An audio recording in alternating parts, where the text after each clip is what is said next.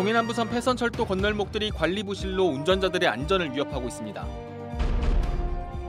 대표적인 여름 철새인 백로가 태화강을 찾았습니다. 백로 가족의 모습을 카메라에 담았습니다. 울산 지역 요양기관에 근무하는 의사 수가 전국 지자체 가운데 가장 적은 것으로 나타났습니다. 안녕하십니까. 7월 8일 뉴스데스크 울산입니다. 동해남부선 복선 전철로 폐선이 된 철도 건널목 곳곳이 관리가 부실해 운전자들의 안전을 위협하고 있습니다. 주민들이 민원을 제기하고 있지만 관계기관의 늑장 행정으로 수년째 불편을 겪고 있습니다. 정인곤 기자입니다. 아파트가 밀집한 송정지구로 향하는 울산 북구의 한 도로. 달리던 차들이 갑자기 하나둘 속도를 급하게 줄이더니 차량 하부가 도로에 닿을 듯 아슬아슬하게 통과합니다. 원인은 바로 도로 높이차를 만들고 있는 철도 건널목. 몇몇 차량은 충격을 받은 듯 둔탁한 소리를 내며 지나갑니다. 2년 전에는 한 주민이 이곳을 지나다 허리를 크게 다치기도 했는데 이후 과속방지턱과 안내 표지판이 설치된 게 전부였습니다. 위험하죠. 너무 이러니까 허리도 안 보고 정전까지 가는 손님이 많이 있으니까 많이 불편하죠. 저 빨리 좀 평평하게 했으면 좋겠어요. 차량 내부의 충격은 어느 정도일까? 취재팀이 실제로 차를 몰고 이곳을 지나가 봤습니다. 지금 규정 속도에 한참 부족한 시속 40km 정도로 주행하고 있는데요. 몸이 들썩일 정도로 차량 내부로는 충격이 그대로 들어옵니다. 북구 호계와 매곡으로 통하는 인근의 또 다른 도로.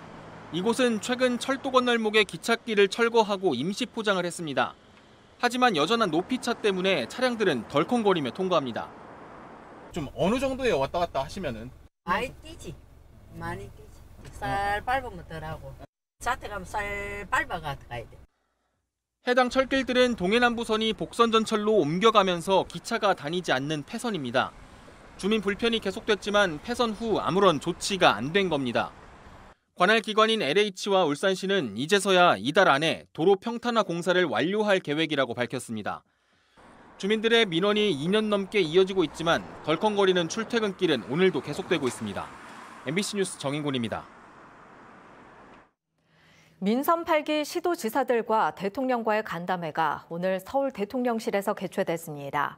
간담회에 참석한 김두겸 울산시장은 도심 지역에 기형적으로 분포한 개발 제한구역 해제 문제에 정부가 관심을 기울여줄 것을 요청했습니다. 또 울산 언양 간 고속도로를 일반도로로 전환해 지역 주민들의 불편과 비용 부담을 해소하고 국립산업기술박물관을 울산에 건립해 줄 것도 건의했습니다. 대표적인 여름 철새인 백로가 우리나라에 찾아왔습니다. 봄에 알을 깨고 나온 새끼를 돌보며 먹이 활동을 하느라 분주한 여름 진객, 백로를 카메라에 담았습니다. 최지호 기자입니다.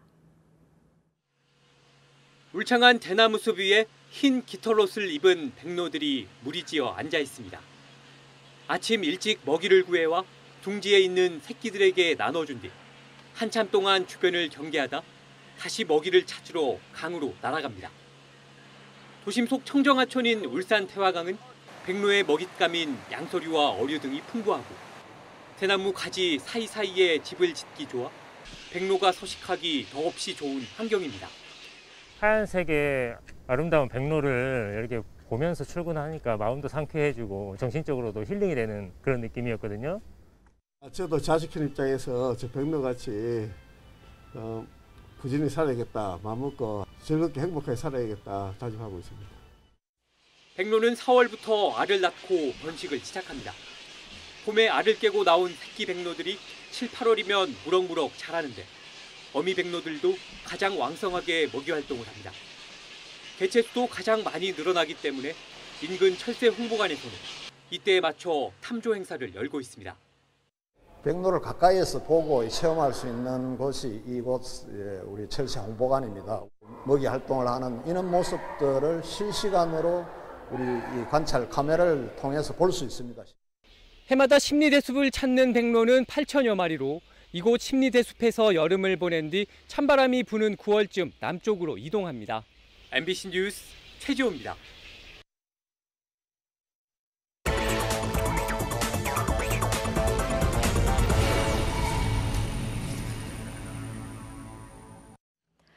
지난 지방선거에서 처음으로 당선된 남구의회 김부열 의원이 오늘 새벽 갑자기 숨졌습니다.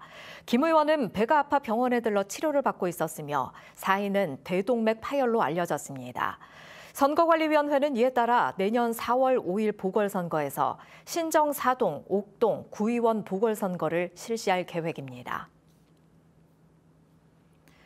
서해 공무원 피살 사건 희생자인 고 이대준 씨의 자진 월북 판단을 내릴 당시 본청 형사과장이었던 김태균 울산해경서장이 어제 대기 발령을 받았습니다.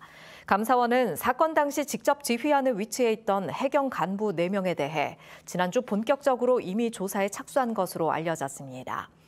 고인의 가족은 또 김태균 서장과 사건 당시 본청 수사정보국장이었던 윤성현 남해지방해경청장을 공무집행방해와 직권남용 등의 혐의로 검찰에 고발했습니다. 울산 지역 요양기관에 근무하는 의사 수가 전국 지자체 가운데 가장 적은 것으로 나타났습니다. 보건복지부 실태조사에 따르면 2020년 기준 울산 지역 요양기관 의사 수는 1,680여 명으로 세종과 제주 다음으로 가장 적었습니다.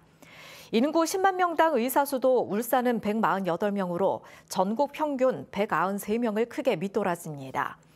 한편 2020년 요양병원에 근무하는 울산 지역 의사 평균 연령은 49.1세로 전국 평균 47.9세를 웃돌았습니다. 산업통상자원부 박일준 산업부 2차관이 폭염 대비 전력 수급 점검을 위해 오늘 고리원전을 방문했습니다. 박 차관은 최근 정비를 마치고 재가동에 들어간 고리원전 2호기를 점검한 뒤 올여름 전력 수급이 어느 해보다 어려운 상황에서 원전이 중요한 역할을 해야 한다며 원전을 안정적으로 운영해달라고 당부했습니다. 최근 일주일 사이 울산 지역 코로나19 확진 학생 수는 하루 평균 59명으로 한 주 전에 30명보다 2배 가까이 늘었습니다. 울산 전체 확진자 수도 60% 가까이 늘어 방역당국은 여름철 재유행을 우려하고 있습니다. 교육청은 위생수칙을 더 철저히 지켜줄 것을 강조하고 2주 후 여름방학이 시작되면 코로나19 확산세가 완화될 것으로 내다봤습니다. 중고물품 거래 사이트 등에서 허위 물품 판매 글을 올린 뒤 돈만 가로챈 20대가 경찰에 구속됐습니다. 울산 남부경찰서는 사기 등의 혐의로 20대 A씨를 구속했습니다. A씨는 최근 6개월간 중고물품 거래 사이트 등에서 물품을 팔 것처럼 속여 100여 명으로부터 수천만 원을 가로챈 혐의를 받고 있습니다.